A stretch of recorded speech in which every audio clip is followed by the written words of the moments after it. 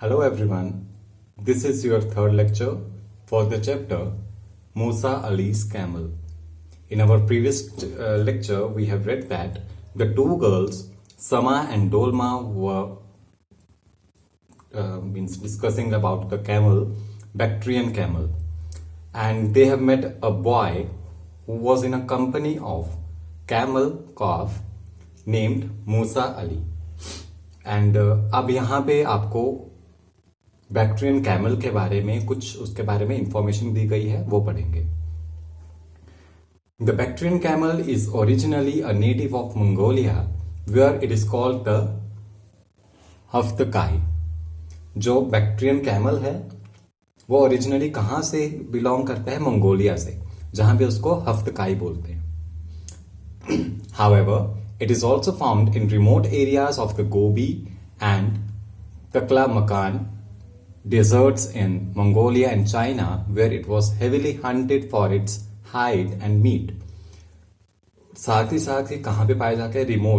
Remote means remote control वाला remote नहीं. यहाँ पे रिमोट का मतलब है जो दूर दराज के इलाके होते हैं. मीन्स गोबी कोई जगह का नाम है ये, और तक्लामकान डेजर्ट्स, ये डेजर्ट्स के नाम हैं मंगोलिया में और चाइना में, जहां पे इनको मीन्स जहां पे ये जगह पाए जाते हैं और वहां पे इनकी हंटिंग होती है. मीन्स इनको मारा जाता है इनके मीट लेने के लिए. It is interesting to know that most of the transport across the Karakoram and Silk Route was on the double-humped Bactrian camel because of its outstanding performance on the mountains and desert trails. Means एक और interesting fact क्या है कि means जो काराकोरम्स और silk route पे जो transport होता है, मीन्स जो भी आना जाना होता है, वो मोस्टली किससे किया जाता है? इसी बैक्ट्रियन कैमल पे ही किया जाता है. क्यों? क्योंकि इसकी आउटस्टैंडिंग परफॉर्मेंस है. मीन्स ये बहुत अच्छा वहां पे परफॉर्म कर सकता है. मीन्स वो बहुत बेहतर तरीके से ट्रांसपोर्ट की तरह काम में आ सकता है, क्योंकि इसको कोई भी प्रॉब्लम नहीं आती. इसकी अच्छी बॉडी होती है, वहाँ के क्लाइमेट के अकॉर्डिंग अडेप्टिव होता है ये, तो उस वजह से इसको ज़्यादा यूज़ किया जाता है ट्रांसपोर्ट के लिए.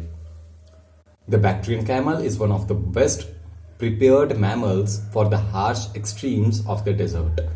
बैक्ट्रियन कैमल जो है वो मीन्स सबसे बेहतर मैमल है.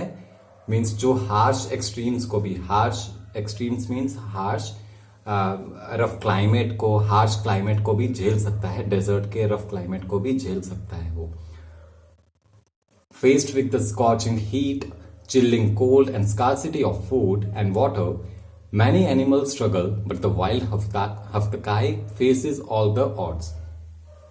मीन्स डेजर्ट्स में बहुत जगह सर्दी भी होती है, बहुत जगह ठंड भी होती है, और खाने की भी बहुत ज्यादा प्रॉब्लम होती है, खाने और पानी की भी.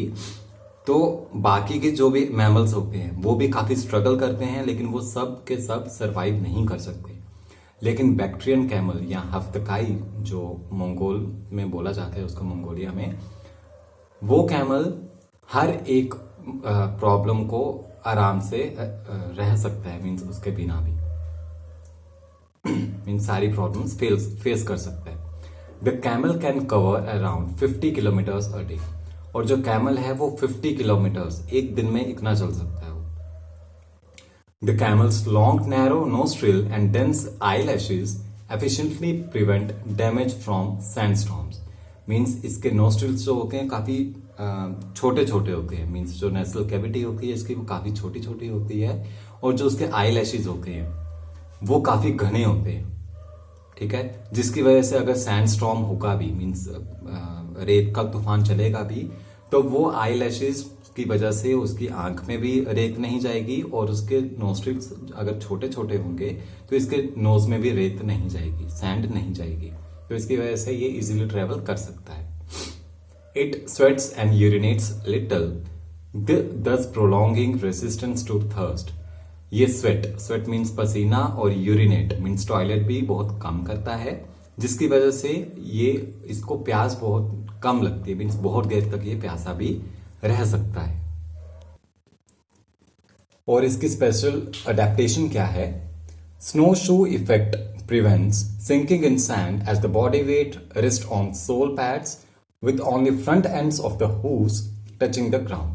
Means इसके जो पैर होते हैं वो किस तरह से होते हैं, इसके स्नो शू की टाइप की तरह होते हैं. स्नो शू की तरह मतलब काफी नीचे से जो उनका बॉटम होता है वो काफी बड़ा होता है, उसका सरफेस एरिया काफी बड़ा होता है, जिसकी वजह से जब भी वो सैंड के ऊपर पैर रखेगा अपना तो वो उसके बीच में धंसेगा नहीं. मीन्स उसके बीच में नहीं जाएगा उसका पैर, वो अच्छी ग्रिप बना सकता है सैंड के ऊपर भी.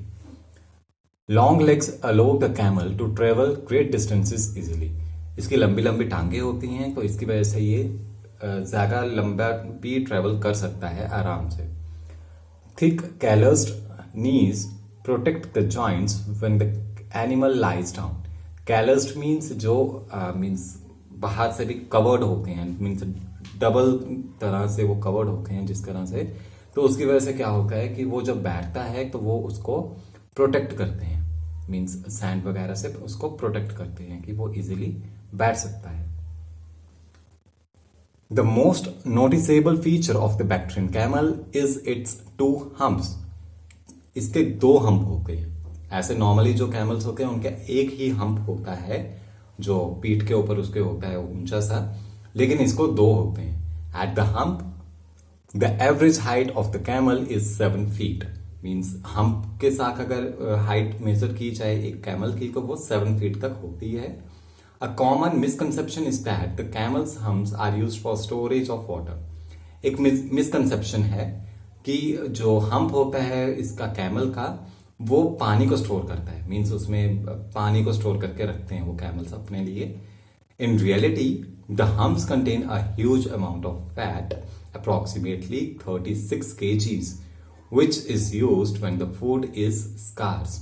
लेकिन रियलिटी में क्या है, उस हम्प में वाटर नहीं होता बल्कि फैट्स प्रेजेंट होते हैं. मीन्स एक ह्यूज अमाउंट में फैट प्रेजेंट होता है वहां पे कि अराउंड 36 kg तक फैट उसमें प्रेजेंट होता है.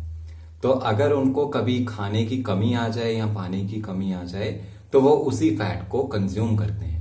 मीन्स एनर्जी गेन करने के लिए वो उसी फैट को कंज्यूम करते रहते हैं आहिस्ता आहिस्ता. This feature gives the camel the ability to live for many days without food. और इस फीचर की वजह से जो कैमल जो है वो बहुत दिन तक खाने के बिना भी रह सकता है. इसी के साथ साथ समा क्या बोलती है, मूसा अली को वो बोलती है, it is so great to see the camel calf clinging to Musa Ali. वो बोलती है कि कितना अच्छा लग रहा है कि जो कैमल का काफ है, मीन्स कैमल का जो बच्चा है वो तुम्हारे साथ चिपका हुआ है. मूसा अली को बोलती है ऐसा. मूसा अली आगे से रिप्लाई करते हैं, I have many times tried to find the camel calf's mother so that the camel can join its herd, but because I take it as my moral duty. तो मूसा अली उसको बोलते हैं कि मैंने बहुत बार कोशिश की कि मैं इसकी मदर को ढूंढ सकूं, लेकिन वो नहीं मिलती मुझे. इवन मैं चाहता हूं कि वो मुझे मिल जाए और ये वापस अपने ही झुंड में वापस चला जाए, क्योंकि ये मेरी मॉरल ड्यूटी है कि मैं ऐसा करना चाहता हूं. तो डोलमा आगे से बोलती है, it is so happy with you, it treats you as its mother. तो डोलमा उसको बोलती है कि ये तुम्हारे साथ बहुत खुश है और ये तुम्हें अपनी मदर की तरह ही ट्रीट करता है. कैमल का बेबी जो है वो तुम्हें, मूसा अली को, अपनी मदर की तरह ही ट्रीट करता है.